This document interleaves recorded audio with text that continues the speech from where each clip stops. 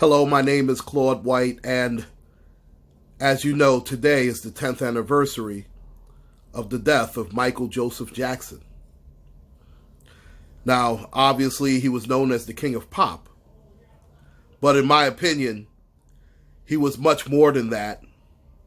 And of course, anybody that's my generation and older, we basically grew up on Michael Jackson, no question about it. And we saw him evolve from an 8 to 9-year-old young boy and the lead singer of the Jackson 5 to become, quite honestly, not only the world's greatest entertainer, but, dare I say it, the biggest star in the world, bar none. And you can bring up whoever you want. You can bring up the Beatles. You can bring up Elvis Presley. Presley. You can bring up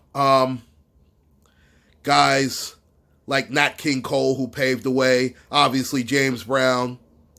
You can bring up any movie star that you want, and he became friends with the great Marlon Brando. You can name whoever you want.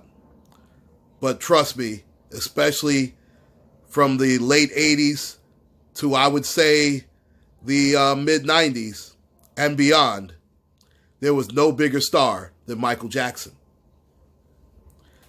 Now, obviously, Thriller is the greatest album of all time as far as sales.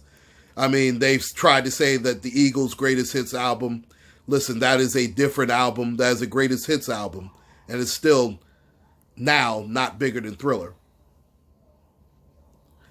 Now, I can make the argument that Off the Wall was a better album than Thriller. And definitely Off the Wall was a more important album because it broke him from just a lead singer of the Jackson 5 and later the Jacksons. And it established him as a musical superstar. Pretty much like Prince's 1999 album established him as a superstar before Purple Rain. But Michael Jackson was in our homes, in our living rooms, in our doing concerts and things of that ilk for over 40 years. And it's disgusting to see how certain people have tried to tear down his legacy, especially two people that claimed to be friends of his at one time, Oprah Winfrey, that piece of shit, and that coon-ass motherfucker, Quincy Jones, who had the nerve to go after him not that long after he passed away. And that's part of that crab in a barrel mentality that we have to get away from as a people. And of course, you have those two liars who claim that Michael Jackson had molested them, but meanwhile, they're going to keep memorabilia of him. I know one thing. If anybody molested me, I don't want any parts of anything that he had.